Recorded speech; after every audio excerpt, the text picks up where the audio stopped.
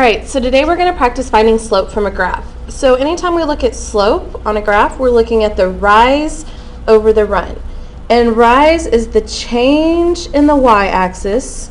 So the change of the line in the y over the change in the x. So we're looking at how the y changes per how the x changes. So just a few reminders before we start counting slope on lines is make sure you're counting spaces, not lines. And always remember, when we come up with a fraction or anything like that, you need to reduce or simplify if possible. And you don't actually need this block right here. So. All right, so let's look at our first graph. Let's find the slope.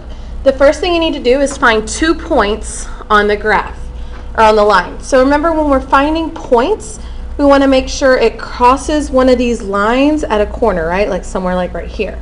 But we need something that's on the line. So I'm going to choose this point right here, and maybe this point up here. So when we find the slope of a line, we always need to start with our lowest point.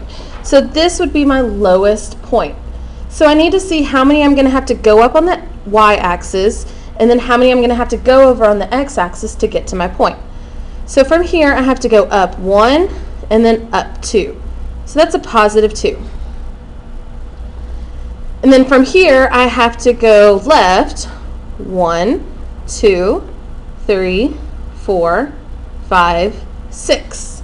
And I know that going left is negative, so negative 6.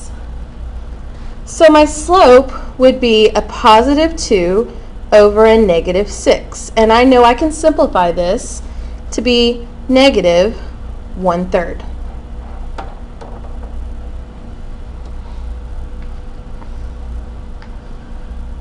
So let's look at the next one.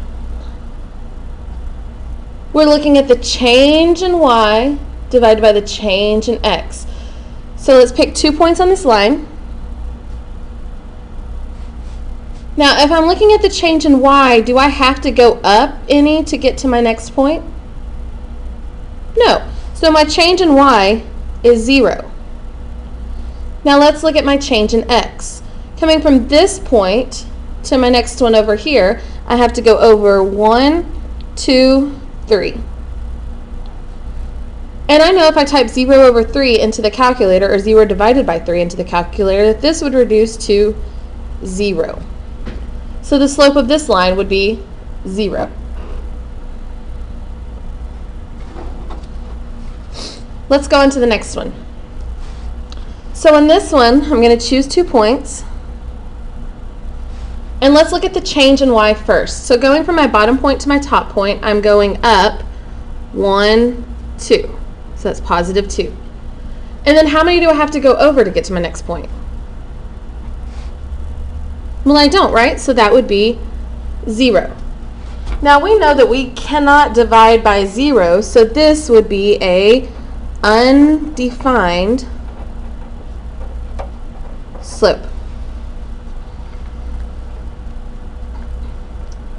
All right, let's look at the last one.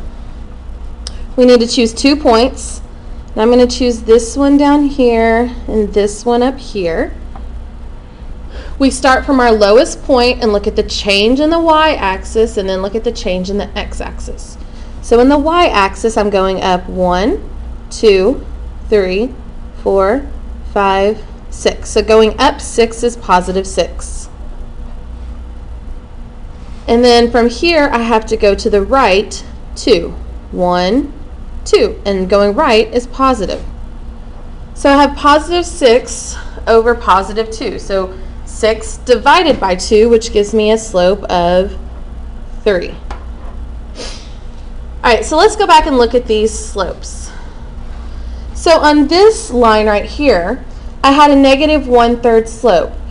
And what do you notice about your line going left to right? Well, the line is going down. So this is a negative slope. On the next one, my line was going straight across, left from right. and I had a 0 slope. So we call this a 0 slope. So we have a negative slope because it's going down from left to right, and a 0 slope because it's going straight across horizontally. Let's look at the bottom two. I had this undefined slope where the line was going up and down vertically. So we just call this undefined. And the last one, going left from right, our slope is going upward. And our number for our slope was positive, so we call this a positive slope.